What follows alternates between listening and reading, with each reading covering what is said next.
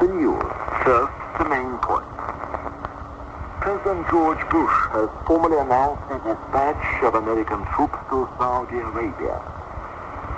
The Chinese Premier Li Peng has voiced support for efforts to organize talks between the warring parties in Cambodia. And the Soviet cosmonauts Anatoly Solovyov and Alexander Balandin are preparing their cargo spacecraft for the return to Earth tomorrow. Those are the headlines, and now here's the news in full. President George Bush has formally announced the dispatch of American troops to Saudi Arabia to ward off a potential Iraqi aggression against that country. In a televised address to the nation, he said the move was to facilitate an immediate and unconditional withdrawal of Iraqi troops from Kuwait, the restoration of its legitimate government, assuring security in the Persian Gulf and safety of American citizens. The decision to send troops was taken after the alternative ways to achieve these goals were tried and failed, George Bush said. Reports from Saudi Arabia say the first units of the United States 82nd Airborne Division are arriving and begin to occupy defense lines. A contingent of 4,000 American paratroops is to become the backbone of a multinational force to be deployed in Saudi Arabia. The British Prime Minister, Mrs. Margaret Thatcher, has formally announced that her country will join in the action.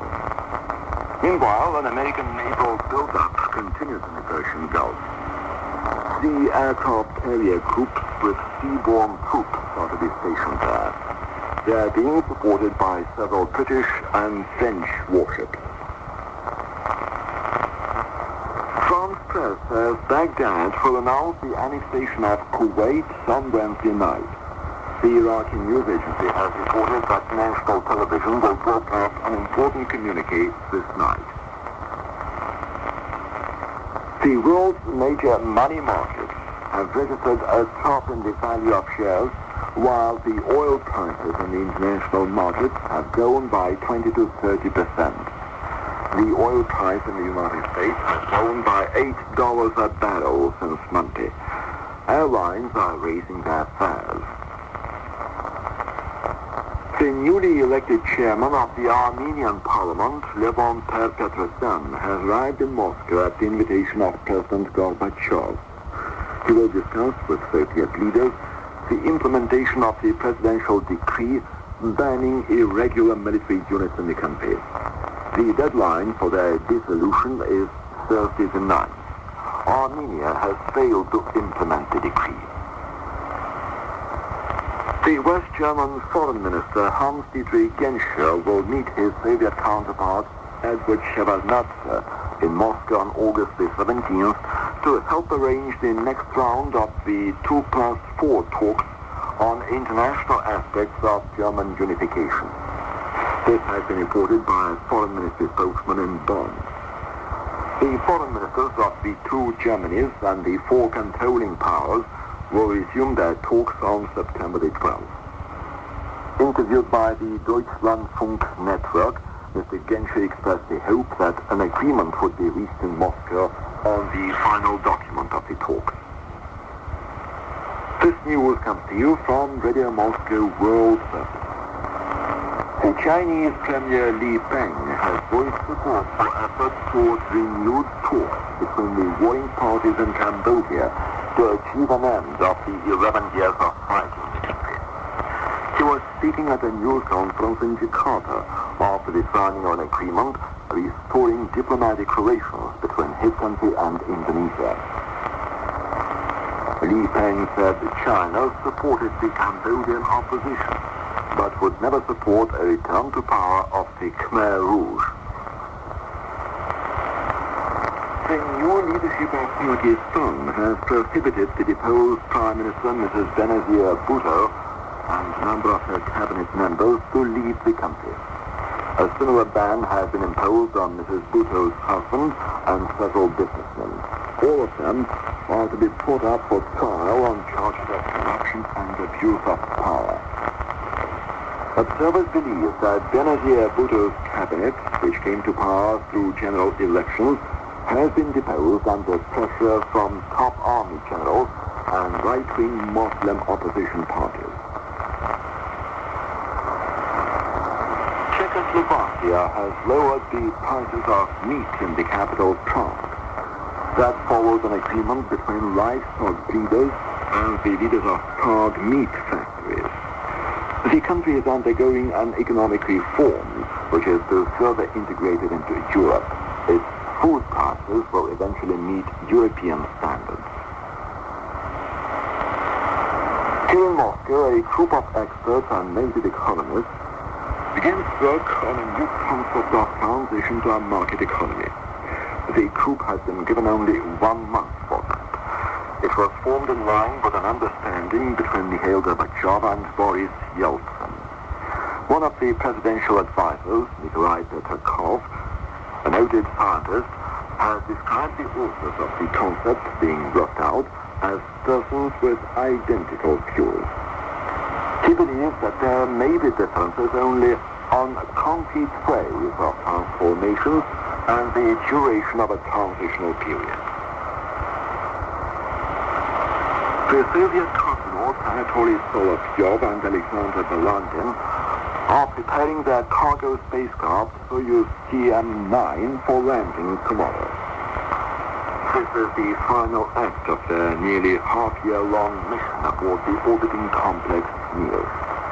The two cosmonauts are loading the landing capsule with films, records of their experiments and observations, and small consignments of experimental crystals they had grown in space. Taking over the complex are Gennady Monakov and Gennady Sikhin, who are to conduct hundreds of experiments in biotechnology and astrophysics and respect for natural resources. The chairman of the Supreme Soviet of the Russian Federation, Boris Yeltsin, has said that his republic is about to sign an independent treaty with Britain. Talks on similar accords have been underway with the United States and Japan. In an interview on the eve of the seal of the country, Boris Yeltsin said he was in favor of signing a new union treaty as soon as possible and recognizing the sovereignty of all the republics making up the USSR. He revealed that a treaty on the political, economic, and cultural cooperation between Russia and the three Baltic republics of Lithuania, Latvia, and Estonia would apparently be ratified in the coming 4 or 6 weeks' time.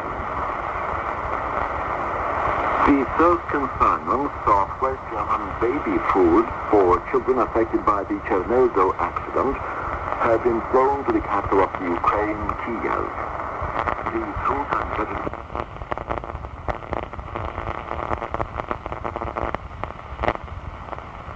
deliver 100 tons of baby food to the Ukraine. The demonstrators in the capital of Georgia, Tbilisi, have called on their fellow Georgians to renounce their Soviet citizenship. According to the Interfax news agency, the rally yesterday involved about 300 people.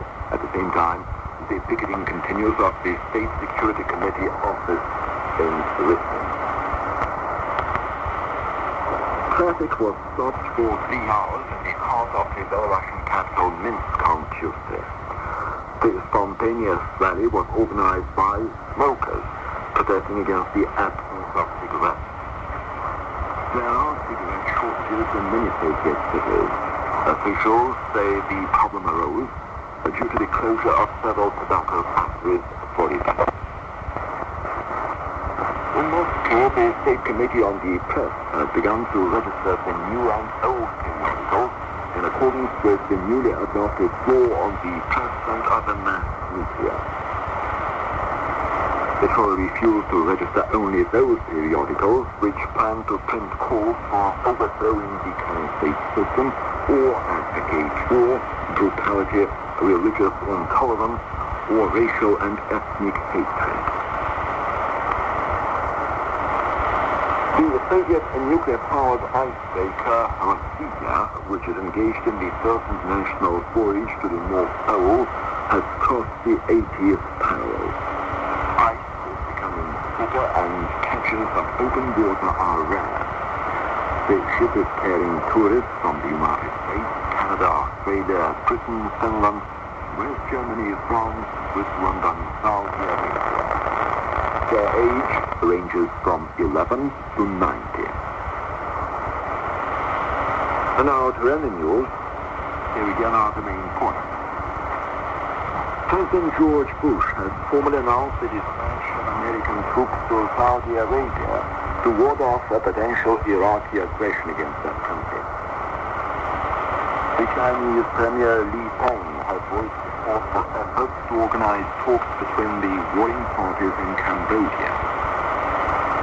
And the Soviet cosmonauts, Gorbachev and Alexander Balandin, are preparing their cargo spacecraft for the return to Earth tomorrow.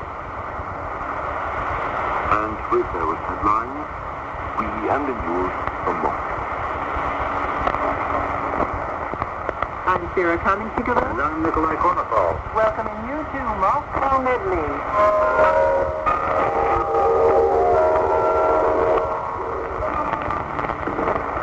In this edition, why is the Soviet Union going to join Interpol? What measures are to be taken against drug abuse? You'll meet a former political prisoner who, in the days of stagnation, was jailed for slanderous...